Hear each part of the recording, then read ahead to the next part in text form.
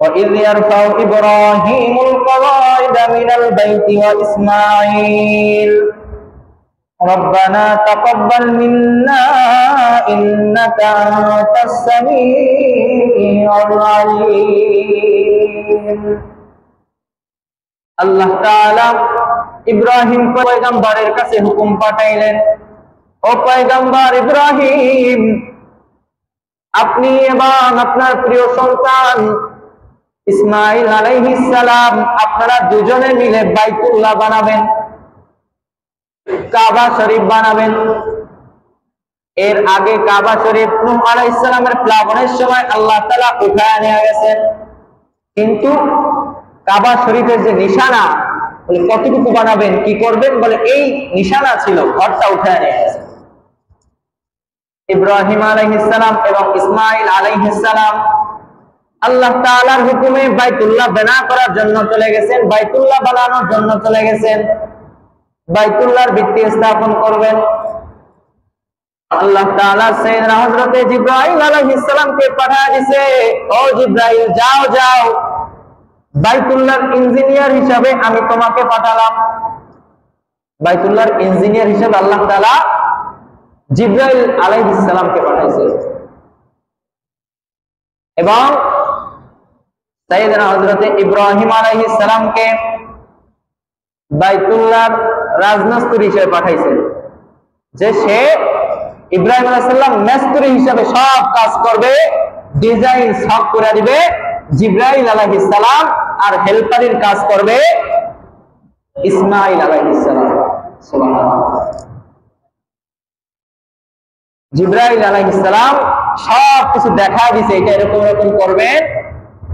জিবরাইল আলাইহিস সালামের দেখানো অনুযায়ী ইব্রাহিম আলাইহিস সালাম কাজ করছেন আর ইসমাঈল আলাইহিস সালাম সাহায্য করছেন। সেই জমানায় হয়তো আমাদের মতো উন্নত ব্যবস্থা ছিল না, এখন ফায়ার সার্ভিসের ব্যবস্থা হয়ে গেছে। কিরকম যেন একটা আমি দেখছি, আমাদের দেশে হয়তো নাই, মানুষ সহ একদম উপরে উঠে যায়, উইরা উপরে উঠে যায়, বিল্ডিং এর যত তলা আগুন লাগুক বলে সেইখানে গিয়ে পানি মারে, আবার নিচে নেমে যায়। হেলিকপ্টার জাতীয়, বিমান জাতীয় হয়তো এরকম সিস্টেম করছে। উন্নত প্রযুক্তি, হয়তো তখন এরকম উন্নত প্রযুক্তি ছিল না। তাইলে বাইতুল্লাহ যে উঁচা, কখনো উঁচায় কাজ করতে হবে, কখনো নিচুতে কাজ করতে হবে, সেটা কিভাবে করবেন?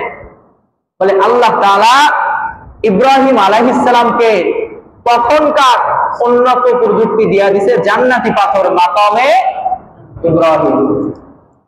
কোন কোন বর্ণনায় পাওয়া যায় মাকামে ইব্রাহিম এমন ছিল, বলে ইব্রাহিম আলাইহিস সালাম এটার উপরে চড়ে কাজ করতেন, যখন উঁচুতে কাজ করা লাগতো বলে পাথর বড় হয়ে যেত, যখন নিচুতে কাজ করা লাগতো বলে পাথর ছোট হয়ে যাইত। কত ব্যবস্থা করা ছিল আল্লাহ তাআলার পক্ষ থেকে। আর আমরা তো কত হাজার বছর পরে সেই উন্নত প্রযুক্তির দিকে যাইতেছি, তাও তো সবগুলো অত হয় না যে মানুষ উঠলেই যেখানে আগুন লাগে সেখানে অত চলে যাবে, এমন হয়তো এখনো আবিষ্কার হয় নাই। সেটাও চালান লাগে, মেশিনের সাহায্যে হোক বা যে কোনো ভাবে চালানো লাগে।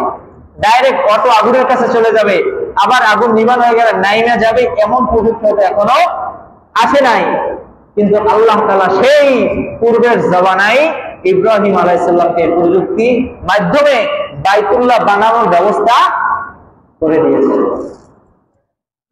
ইব্রাহিম আলাইহিস সালাম এবং ইসমাঈল আলাইহিস সালাম বাইতুল্লাহ বানা করার পরে আল্লাহ তাআলার কাছে দোয়া করলেন। আল্লাহ তাআলা এবং আল্লাহর নবী জানা গেছেন, আখিরি পয়গম্বর দুনিয়া থেকে চলে যাওয়ার আগে দুইটা কথা বলে গেছেন। এক নাম্বার কথা নামাজের, আর দ্বিতীয় নাম্বার কথা হলো ওয়া মালাকাত আইমানুকুম, তোমরা তোমাদের কর্মচারীদের ব্যাপারে বড় সচ্চার থাকবা। মাথার ঘাম পায়ে ফেলার আগে তোমরা কর্মচারীর টাকা পয়সা সবকিছু পরিশোধ করে দিবা। আল্লাহ এবং গত জুমায় বলছিলাম যে আল্লাহ রাসূল পুরো 63 বছর জিন্দেগিতে এমন কোন কথা, এমন কোন কাজ করেন নাই যেটা আল্লাহ তাআলা করতে বলেন নাই অথবা বলতে বলেন নাই। তো আল্লাহর রাসূলকে আল্লাহ তাআলা শিখায়া দিয়েছেন এটা বলার জন্য যে কর্মচারীদের মাথার ঘাম পায়ে ফেলার আগে তাদের পাওনা বুঝায়া দাও। তো আল্লাহ তাআলার ঘর বাইতুল্লাহ বিনা করলেন ইব্রাহিম আলাইহিস সালাম এবং ইসমাঈল আলাইহিস সালাম। এইটা বানানোর পরে তারা আল্লাহর কাছে কিছু জিনিস চাইছেন, দোয়া করছেন, আল্লাহ কি এটা দিবেন না? বলে অবশ্যই আল্লাহ তাআলাও দিবেন। সাইয়েদনা হযরতে ইব্রাহিম আলাইহিস সালাম এবং ইসমাঈল আলাইহিস সালাম হাজরে আসওয়াদ এবং কাবা শরীফের দরজার মাঝামাঝি একটা স্থান আছে যেটাকে বলে মুলতাজাম। যেটা কি বলে? বলে মুলতাজামের দ্বারা আল্লাহ তাআলার কাছে দোয়া করছেন, রব্বানা ওয়াবআথ ফীহিম রাসূলাম মিনহুম ইয়াতলু আলাইহিম আয়াতিকা ওয়া ইউআল্লিমুহুমুল কিতাবা ওয়াল হিকমা ওয়া ইউযাক্কিহিম। আল্লাহ তাআলার কাছে দোয়া করেছেন, ও দয়ার মালিক, আপনি আমার বংশের মধ্য থেকে একজন রাসূল পাঠাবেন। সাইয়েদনা হযরতে ইব্রাহিম আলাইহিস সালামের এই দোয়া আল্লাহ তাআলা কবুল করলেন। ইসমাঈল আলাইহিস সালাম থেকে প্রায় ২৫০০ বছর পরে আল্লাহ তাআলা এক নবী দিয়েছেন। ইব্রাহিম আলাইহিস সালাম যে ৪টা গুণ বিশিষ্ট নবীর কথা বলছেন, আল্লাহ তাআলাও সেই ৪ গুণ বিশিষ্ট একজন নবী পাঠাইছেন।